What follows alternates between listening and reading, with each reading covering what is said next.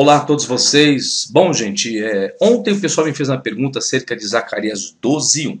Eu vou ler o versículo e vocês vão entender o conteúdo desse vídeo aqui.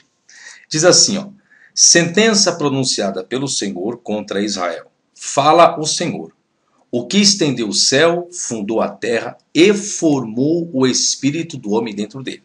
Aí a pergunta que fizeram é o seguinte: o espírito que o Senhor formou dentro do homem, segundo o texto de Zacarias 12, é uma entidade inteligente ou apenas uma disposição do caráter?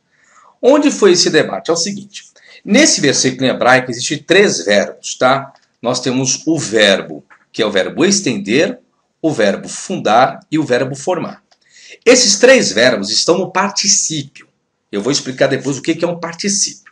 Aí algumas pessoas falam, se está no particípio, então esse espírito não pode ser uma entidade. Se é uma ação contínua, que viria a ser isso, o particípio, que é o entendimento de alguns, mas em hebraico é algo um pouco mais diferente do que o português, que é uma ação contínua, como se fosse um gerúndio, né? No português nós somos gerúndio e o particípio, né? Então algumas pessoas não, então isso deve ser uma disposição do caráter. Bom, em hebraico nós temos noten, chamai, viosed, aretz. Aí você tem viotser, que é o verbo formar, que está no particípio. Você tem noten, que também está no particípio. Você tem viosed aretz, também esse viosed aqui está com uma conjunção também, um particípio. Aí você tem ruach adam, ruach seria o sopro, vento, ar, espírito. Esse vocábulo ruach, ele é utilizado também como espírito, não é espírito, entidade também, é também utilizado, né? Você tem bekirbo, ok. Aí eu vou analisar os vocábulos. Bom, o primeiro vocábulo que eu vou analisar, hebraico se analisar nessa oração, é o verbo espalhar, que é noten. Se trata de um particípio, conforme diz Baumgartner, página 692. O mesmo se encontra no acadiano. No acadiano você tem a expressão nato, com o seguinte significado: descobrir. Está aqui a bibliografia. Ok, então o verbo se trata de um particípio, o verbo espalhar, que é o que está no versículo 1. O segundo verbo a ser analisado é o verbo fundar, né, que fundou, que é o verbo yosed. Então, aqui em ugarítico se tem yased, que é fundar e estabelecer, no acadiano ishdu, que é acadiano, você tem fundação e estabelecimento, aqui a bibliografia. E o último verbo, o terceiro verbo a ser analisado, é o verbo formar, que é yotzer, que é yatsar, né, que é a raiz do tronco car, terceira pessoa, do masculino singular do tempo perfeito, né, não do tempo imperfeito. Que em ugarítico citei yatsar, que é mudar, formar, em acadiano yetzeru, que você está aqui a bibliografia, o qual o mesmo é usado por Deus em atos criativos, como se vê no seguinte texto. Então, formar, esse verbo formar, ele também é utilizado em atos criativos. Bom, agora, o que é um particípio? Vamos lá, o que é um particípio? É uma forma nominal do verbo que apresenta o resultado do processo verbal. Então, ele participa do verbo, né? O particípio. Então, ele traz um resultado do processo verbal. O particípio em hebraico, aí está a questão, a diferença do hebraico para com o português, tá? O particípio em hebraico, por si só, não tem tempo. O tempo só pode ser deduzido do contexto da frase. Então, eu não posso colocar sempre uma ação contínua do particípio. Eu não posso fazer isso. Por quê? Porque em hebraico é diferente.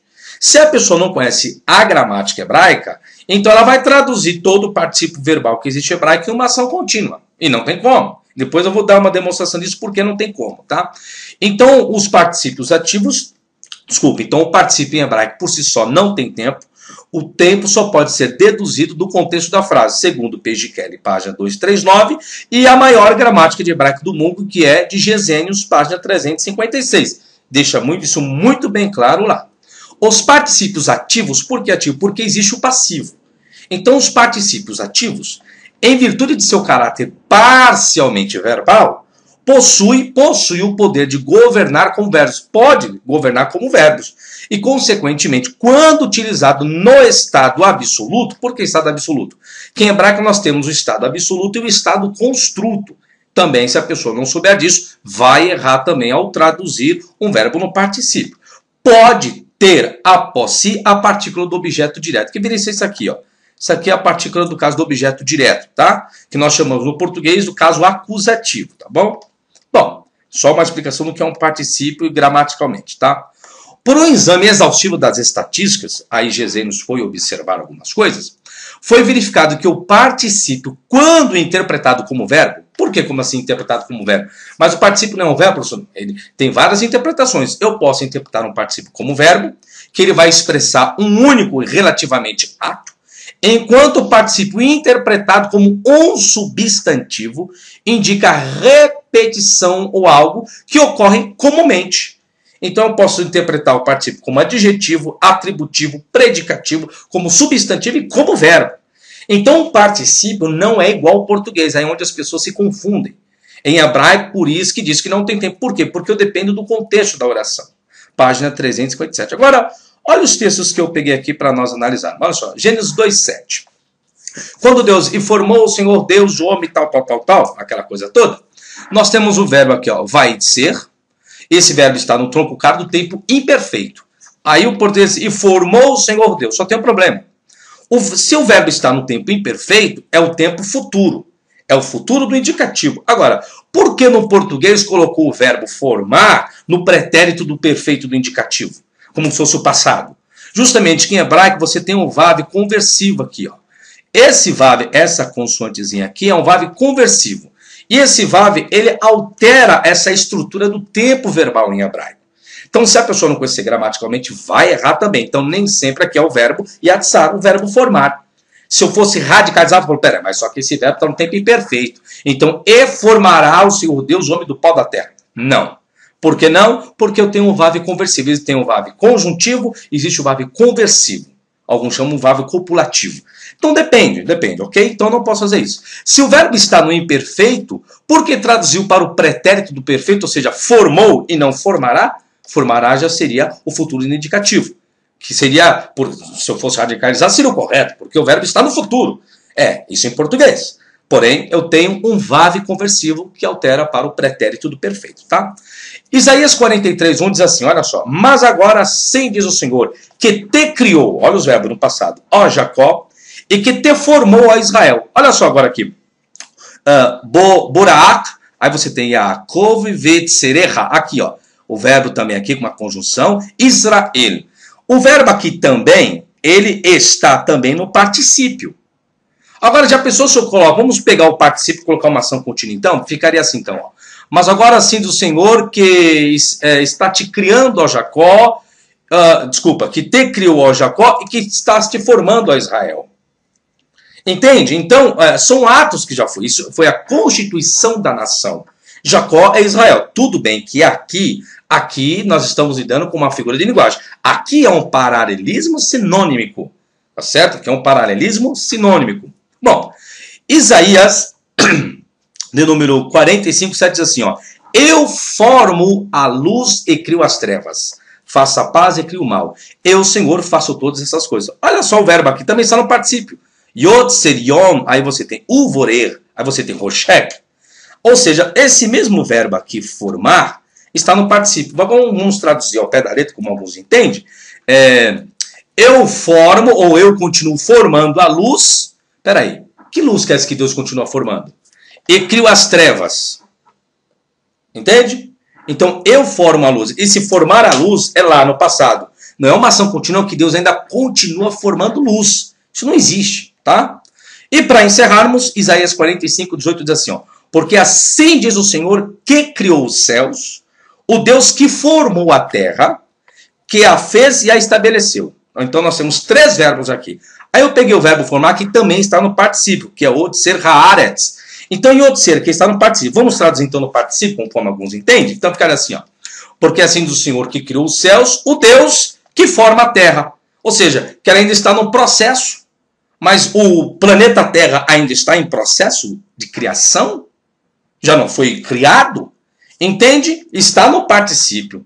Então, eu não posso radicalizar, usar o verbo no particípio, então respondendo o quê? Então, vamos voltar lá para o texto.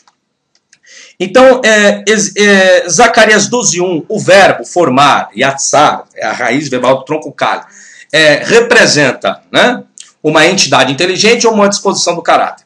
Ele está no particípio, mas a tradução não pode ser uma ação contínua. Então, não significa a disposição do caráter. É uma entidade inteligente? Agora vamos entender. Primeiro que Zacarias ele está trazendo uma questão lá do início. Ó, fala o Senhor que estendeu os céus, lá, fundou a terra no início e formou o espírito do homem dentro dele. Essa é a visão de Zacarias. O que viria seu espírito? O fôlego de vida, a vida. Então, quando você pega uma entidade, porque não é claro, primeiro que ninguém não viu o espírito lá, tanto é quando Deus sopra nas narenas dos homens, o torna a alma vivente. Porém, o que ele está dizendo aqui? Se eu for comparar com Gênesis 2:7, diz o que lá? Que Deus forma o homem do pó da terra, não é isso? Ele forma e sopra. Então são duas construções diferentes. Aí onde que dá a entender que esse, vamos colocar assim, né? Ao formar o homem, esse homem estava sem vida no pó da terra. Então ele só se torna vida, ele só tem vida quando tem o fôlego de vida.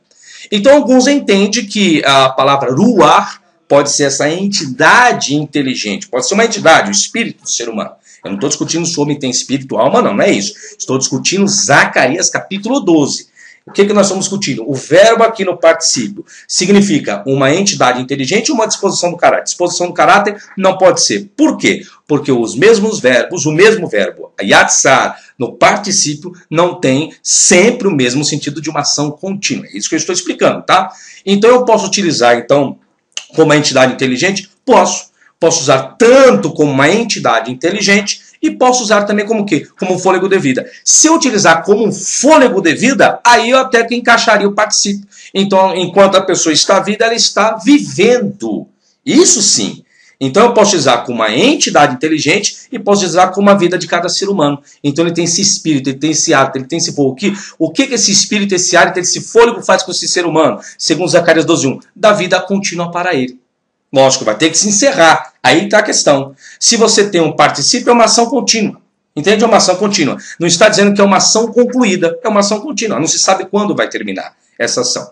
Então, esse é o vídeo para vocês, para responder se esses verbos no particípio, né? Ainda mais que formou o espírito dentro do homem.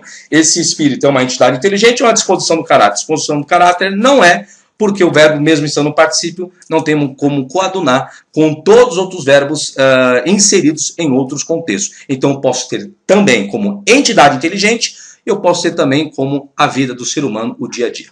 Então, sucesso a todos vocês, até a próxima e tchau, tchau.